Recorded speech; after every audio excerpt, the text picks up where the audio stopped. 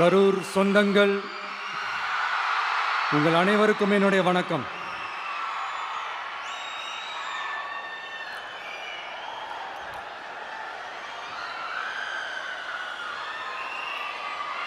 ஒரு மனுஷன் லைஃப்பில் எவ்வளோ பெரிய ஒரு உயரத்துக்கு போனாலும் மனசளவில் சில வலிகள், காயங்கள் அதை மறக்க முடியாது இல்லையா? எல்லார் லைஃப்லேயும் அப்படி தான், நமக்கும் அப்படி தான். நிறையா வலிகள், காயங்கள் எல்லாத்தையும் தாண்டி தான் வந்திருக்கிறோம். ஆனால் எல்லாத்தையும் விட ரொம்ப ஜாஸ்தியான அந்த வலியும் அந்த காயமும் எனக்கு அந்த கரூர் சம்பவம் தான்.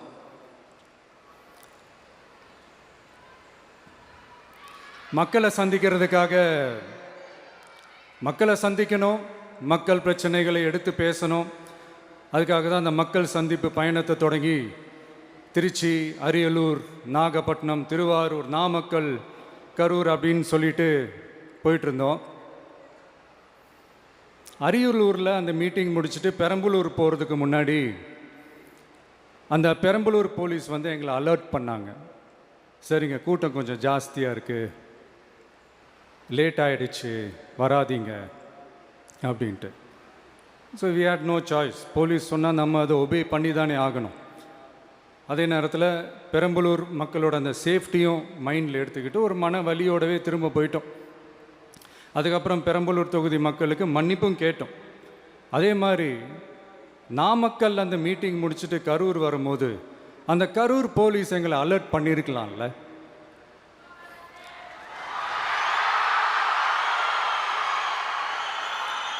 இல்லை சார், இங்கே எதிர்பார்த்ததை விட கொஞ்சம் கூட்டம் அதிகமாக இருக்குது, கண்ட்ரோல் பண்ண முடியல, வராதிங்க.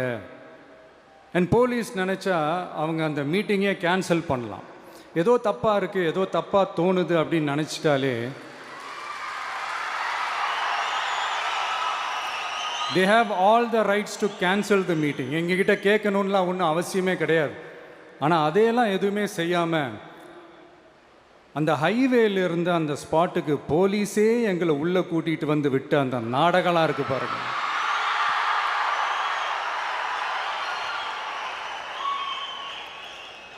நம்பிட்டேங்க, முழுசாக நம்பிட்டேன். அன்றைக்கி இருந்த அந்த கரூர் போலீஸ் பேசும்போது தேங்க்ஸ்லாம் சொன்னேன் அவங்களுக்கு. எனக்கு தெரியாது இப்படி ஒரு நாடகம் நடக்கும். இதுக்கெல்லாம் யார் காரணம்? இதெல்லாம் யார் சொல்லி செஞ்சது? இப்படி பண்ணுங்க, அப்படி பண்ணுங்க, சப்போஸ் அப்படி நடந்தா இப்படி பண்ணுங்க, சப்போஸ் இப்படி நடந்தா இந்த மாதிரி இன்ஸ்ட்ரக்ஷன்ஸ்லாம் கொடுத்து அந்த ப்ரெஷர் போடுறது யார்?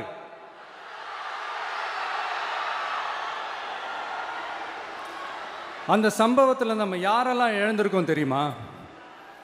ஒரு டிவியில் என் படமோ பாட்டோ வந்துச்சுன்னா, அம்மா விஜய் மாமா, அம்மா விஜய் மாமா அப்படின்னு சொல்லி அவங்க அம்மா கிட்ட சிரிச்சுக்கிட்டு அந்த டிவி ஸ்க்ரீனை போய் தொட்டு முத்தம் கொடுத்துக்கிட்டு என் அக்கா தங்கச்சிங்களோட தங்க பிள்ளைகளை இழந்திருக்கோம்யா.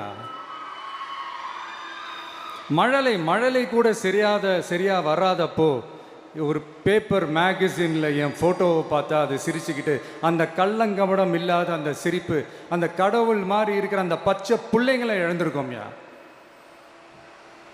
என் அக்கா, தங்கச்சி, அண்ணன், தம்பி, குடும்ப உறவுகளை இழந்து அந்த வலியோட இருக்கிற என்ன நீங்கள் ஏளனமாக பேசுகிறீங்களா?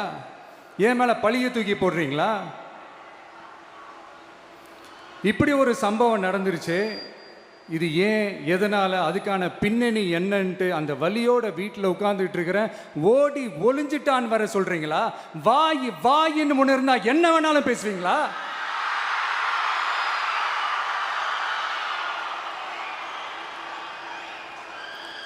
மக்களே, நான் உங்களையே கேட்குறேன். அன்றைக்கி அத்தனை க்ரௌடு இருந்துச்சு, அந்த க்ரௌடுக்கு தகுந்த மாதிரி போலீஸ் பாதுகாப்பு கொடுத்தாங்களா?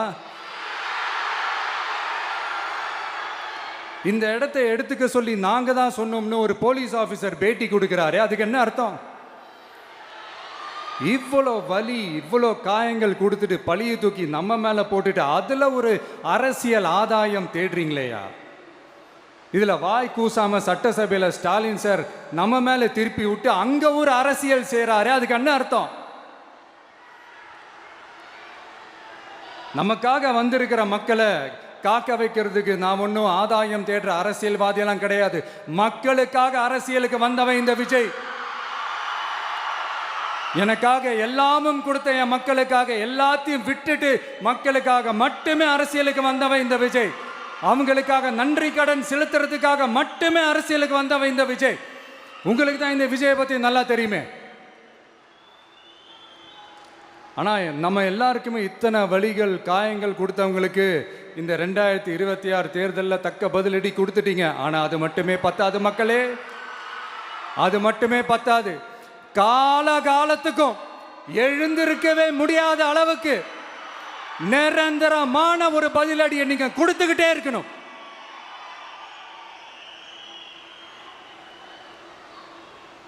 இப்படிலாம் பண்ணா நான் மக்களை விட்டு ஓடிடுவேன் நினைப்பா? யார் என்ன ஓடினாலும் நான் மக்களை விட்டு எல்லாம் ஓட மாட்டேன். அன்னைக்கும் சொன்னேன், இன்னைக்கும் சொல்றேன், நாளைக்கும் சொல்றேன், தில்லா சொல்லுவேன், கெத்தா சொல்லுவேன். பணமா ஜனமா அப்படின்னு கேட்டா என் ஜனம் தான் எனக்கு முக்கியம்.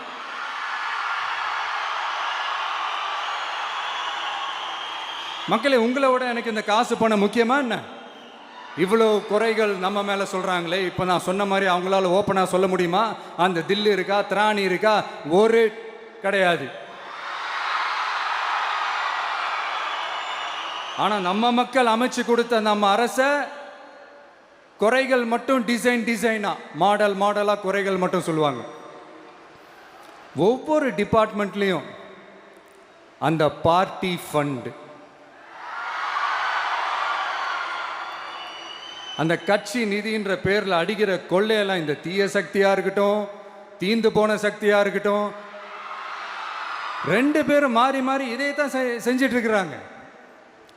இதில் ஒரு ஹைலைட் காமெடி என்னன்னா, சட்டசபையில் பேசும்போது பார்ட்டி ஃபண்டுன்னு தான் சொன்னேன்.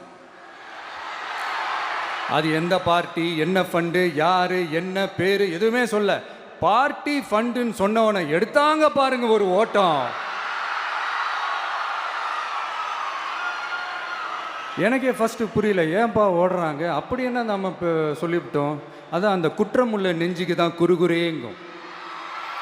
இது எப்படி இருக்குது தெரியுமா? எங்கள் அப்பா பீரோக்குள்ளே இல்லை, எங்கள் அப்பா பீரோக்குள்ளே இல்லை அப்படின்னு சொல்கிற மாதிரி. ஐயோ, ஏன் கேட்குறீங்க? இவங்களோட செம்ம கூத்தாக இருக்குங்க, செம்ம ஃபன்னாக இருக்குது. சென்னையில் ஒரு பாலம் கட்டுறதுக்காக நார்மலாக ஆகிற செலவை விட அதிக செலவில், கிட்டத்தட்ட டபுள் மடங்கு செலவில் ஒரு டெண்டர் ஒன்று விட்டுருக்குறாங்க. அதையெல்லாம் தோண்டி எடுத்து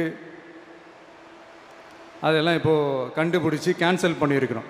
இன்னும் எத்தனை கோடி ஊழல், எத்தனை லட்சம் கூடல் தோண்ட வருமோ எங்களுக்கே தெரில. ஒவ்வொரு முகமுடியாக கிழியுது.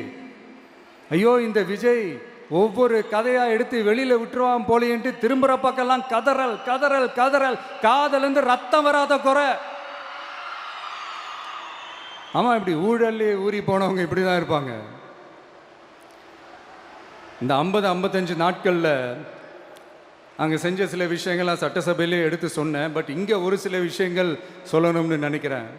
இந்த மின்சாரத்துறையில் இதுக்கு முன்னாடி போட முடியாமல் இருந்த அந்த பதவி உயர்வை இப்போ தான் எங்களால் போட முடிஞ்சுது.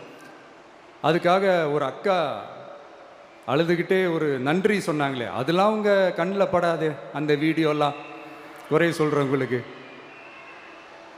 அடுத்து லஞ்சம்லாம் ஒழிக்க முடியாது, ஊழல்லாம் ஒழிக்க முடியாது, அதெல்லாம் பிளட்டிலே ஊறி போய் இருக்கு அப்படின்னு சொன்னவங்க போய் ஒவ்வொரு கவர்மெண்ட் ஆஃபீஸாக பாருங்க, ஒரு பைசா லஞ்சம் இல்லை, ஒரு பைசா ஊழல் இல்லை, வேலையெல்லாம் சும்மா டக்கு டக்கு டக்குன்னு நடக்குது.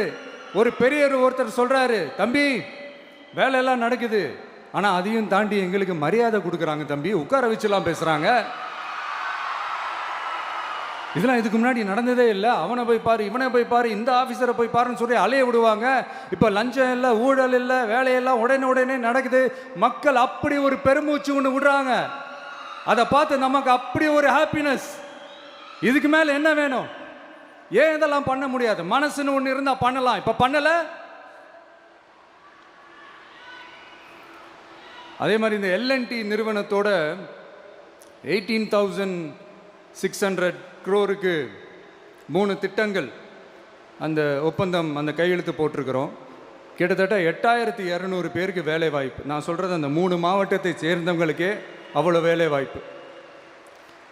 குறுவை சாகுபடிக்காக 134 கோடியில் அந்த சிறப்பு தொகுப்பு திட்டம் அறிவிச்சிருக்கிறோம் நம்ம விவசாயிகளுக்காக. இப்போவும் சொல்கிறேன், நம்ம விவசாய பெருமக்களே, உங்களோட இந்த அரசு கூடவே நிற்கும்.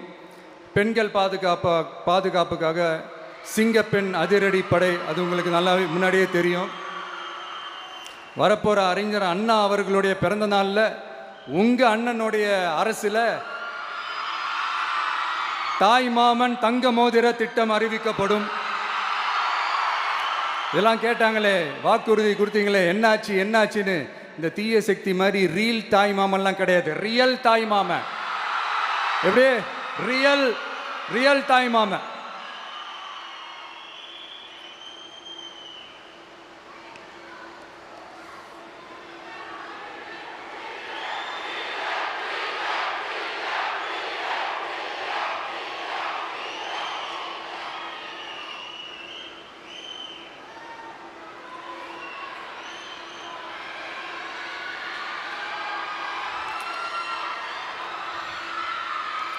இந்த தீய சக்தியை பற்றி,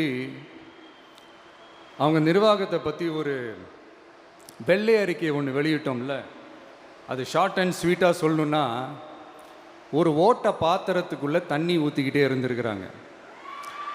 பாத்திரம் எம்டியாகவே இருந்திருக்கு, ஆனால் ஊற்றின தண்ணி தான் எங்கே போச்சுன்னு தெரில. கடவுளுக்கு தான் வெளிச்சம். அது மாதிரி இப்போ நம்ம சொன்னதெல்லாம் சும்மா ஒரு சாம்பிள் தான். இன்னும் வரப்போகிற நாட்களில் உங்கள் அரசனுடைய அந்த விஸ்வரூபத்தை நீங்கள் பார்ப்பீங்க. அடுத்து வாயத்தொடங்க சிஎம். அடாடா, உங்கள் சிஎம்ஐ நெஞ்சிலேயே குத்திட்டு வந்தீங்க பாருங்க, அதெல்லாம் வேற லெவல்.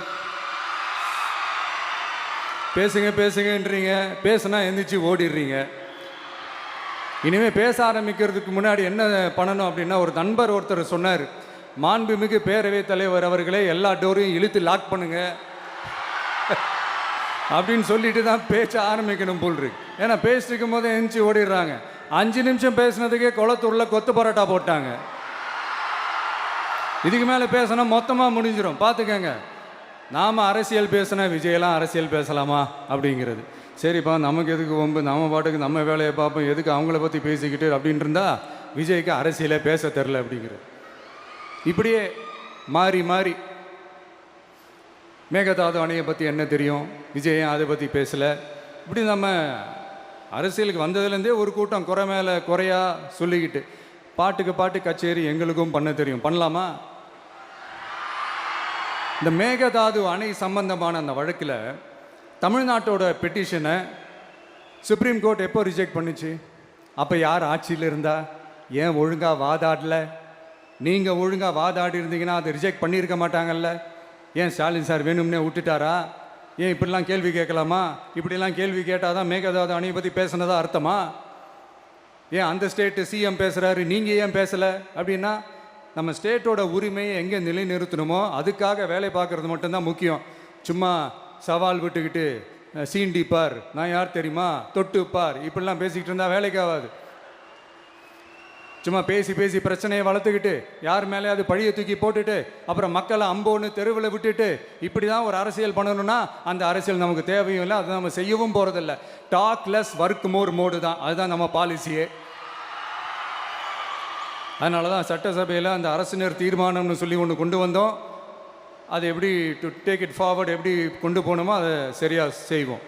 சென்ட்ரல் கவர்மெண்ட்லேருந்து அந்த டீலிமிட்டேஷனை திரும்ப கொண்டு வர போகிறதா ஒரு பேச்சு ஒன்று அடிப்படுது. யார் என்ன டீலிமிட்டேஷன் கொண்டு வந்தாலும் தமிழ்நாடு அது ஒத்துக்காது.